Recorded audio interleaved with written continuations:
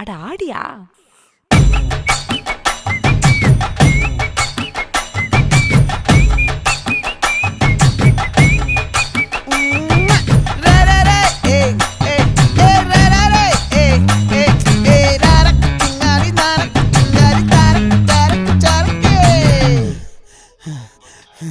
விளைஞ்சிருக்கும் என் வெத்தலை கொடி, அட வளைஞ்சிருக்கும் ஒரு சன்னல் வெடி.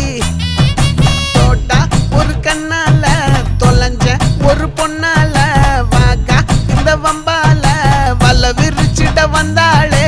பார்த்து வளைச்ச தேக்கு ஓம் பட்ட உடம்பு சோக்கு, என்ன குத்தும் குறும்பு மூக்கு, கொஞ்சம் ஓய்வை கொடுத்து தாக்கு.